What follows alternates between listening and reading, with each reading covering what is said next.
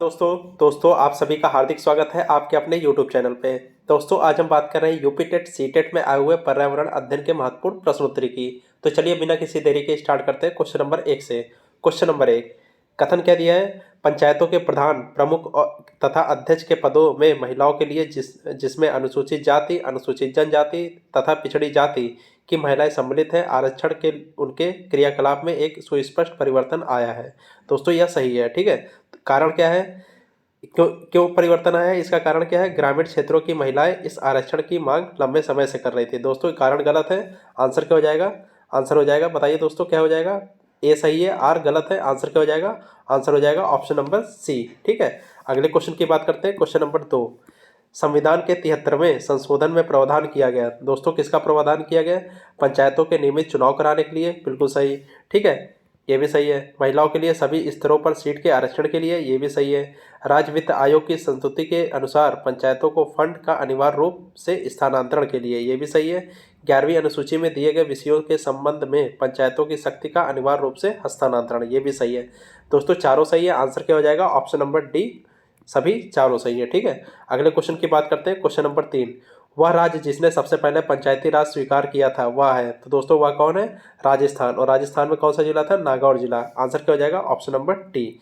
अगले क्वेश्चन की बात करते हैं। क्वेश्चन नंबर 4, एक क्षेत्र पंचायत का क्षेत्र निर्धारित किया जाता है। तो दोस्तों किसके द्वारा निर्धारित किया जाता है? क्या किया जाता है? राज्य सरकार द्वारा। आंसर क्या हो जाएगा? Option number B. अगले क्वेश्चन की बात करते हैं। क्वेश्चन नंबर 5, राज्य वित्त आयोग का गठन भारतीय संविधान के अंतर्गत किया गया है। तो दोस्तों किसके अंतर्गत किया गया है? या किया गया है अनुच्छेद 243 आई के अनुसार। आंसर क्या हो जाएगा? Option number B.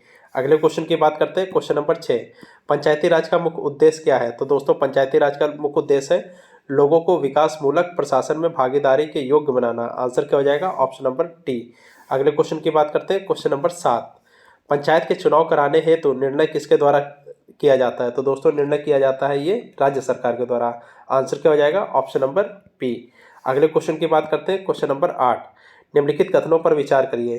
तो बताइए दोस्तों, भारत के संविधान के भाग 9 में पंचायतों से संबंधित उपबंध है और उसे संविधान 73वें संविधान संशोधन अधिनियम 1992 द्वारा अंतः स्थापित किया गया है। दोस्तों यह सही है, ठीक है। दूसरा पॉइंट क्या कह रहा है? भारत के संविधान के भाग 9 ए में नगर पालिका से संबंध उपबंध है तथा अनुच्छेद 243 ए के अनुसार प्रत्येक राज्य के लिए 2 प्रकार की नगर पालिकाएं हो सकती है, नगर पालिका परिषद और नगर निगम। ये दोस्तों गलत है। आंसर क्या हो जाएगा? ऑप्शन नंबर ए, केवल एक सही है, ठीक है।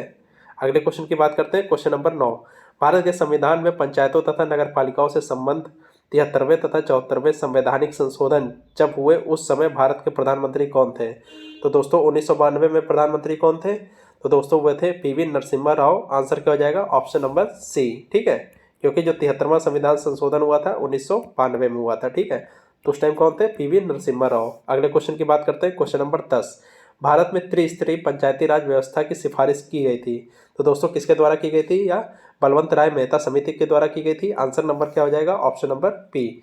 अगले क्वेश्चन की बात करते हैं। क्वेश्चन नंबर 11, भारत में पंचायती राज व्यवस्था सर्वप्रथम राजस्थान और कहाँ प्रारंभ की गई? तो दोस्तों कहाँ कहाँ प्रारंभ की गई थी? राजस्थान और आंध्र प्रदेश में। आंसर क्या हो जाएगा? Option number D. अगले क्वेश्चन की बात करते हैं। क्वेश्चन नंबर 12, पंचायती राज व्यवस्था में न्याय पंचायत को किसी को बंदी बनाए जाने की सजा देने का अधिकार निम्न में से किस राज्य में है? तो दोस्तों किस राज्य में है? यह बिहार राज्य में है। आंसर क्या हो जाएगा? Option number A. अगले क्वेश्चन की बात करते हैं। क्वेश्चन नंबर 13, निम्न राज्यों में से किसमें पंचायती राज संस्था नहीं है? तो दोस्तों किसमें नहीं है? यह नागालैंड में नहीं है। आंसर क्या हो जाएगा? Option number C. अगले क्वेश्चन की बात करते हैं। क्वेश्चन नंबर 14, भारत में पंचायती राज प्रणाली का शुभारंभ कब और कहां हुआ था? तो दोस्तों 2 अक्टूबर 1959 नागौर राजस्थान में हुआ था। आंसर क्या हो जाएगा? Option number B. अगले क्वेश्चन की बात करते हैं। क्वेश्चन नंबर 15, पंचायती राज की अनुशंसा किसने की? तो दोस्तों किसने की थी? बलवंत राय मेहता समिति की रिपोर्ट 1957 में। आंसर क्या हो जाएगा? Option number D. अगले क्वेश्चन की बात करते हैं। क्वेश्चन नंबर 16, संविधान के 73वें संशोधन द्वारा पंचायतों को निर्दिष्ट किए जाने वाले कार्य निम्नलिखित में से वर्णित है। तो दोस्तों किसमें वर्णित है? ये 11वीं अनुसूची में वर्णित है। आंसर क्या हो जाएगा? Option number A. अगले क्वेश्चन की बात करते हैं। क्वेश्चन नंबर 17, भारतीय संविधान का 73वां संशोधन प्रावधान करता है। तो दोस्तों किसका प्रावधान करता है? पंचायत चुनाव को आदेशात्मक और लोकसभा और विधानसभा चुनाव के समकक्ष बनाने का। आंसर क्या हो जाएगा? Option number D. अगले क्वेश्चन की बात करते हैं। क्वेश्चन नंबर 18, पंचायती राज व्यवस्था में से निम्न में से कौन सी समिति संबंधित नहीं है? तो दोस्तों कौन सी समिति संबंधित नहीं है? VKRV राव समिति, ठीक है, ये संबंधित नहीं है। आंसर क्या हो जाएगा? Option number B. अगले क्वेश्चन की बात करते हैं, क्वेश्चन नंबर 19।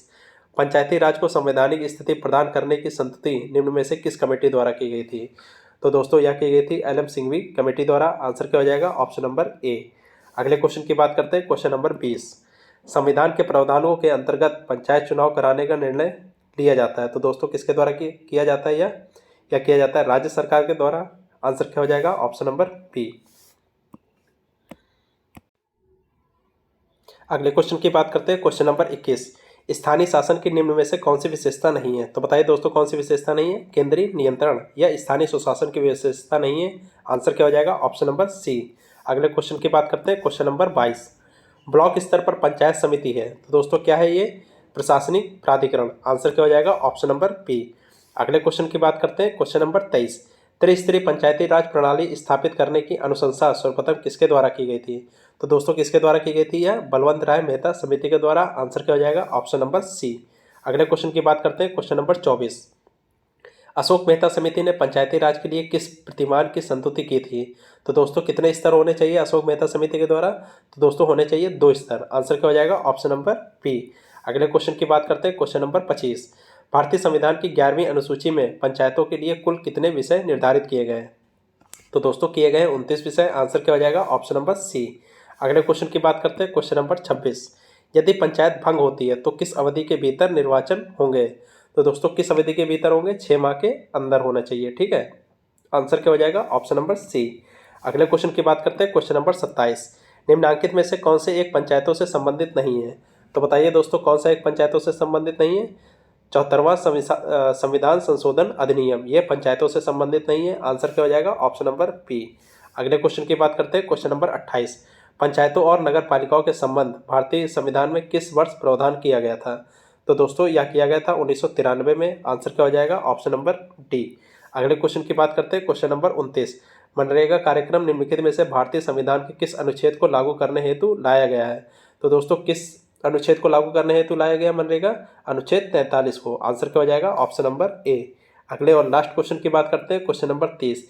संविधान के अंतर्गत पंचायतों में महिलाओं को 1/3 प्रतिनिधित्व की गारंटी कौन सा अनुच्छेद देता है? तो दोस्तों ये देता है अनुच्छेद 243 खा। आंसर क्या हो जाएगा? Option number B. धन्यवाद दोस्तों।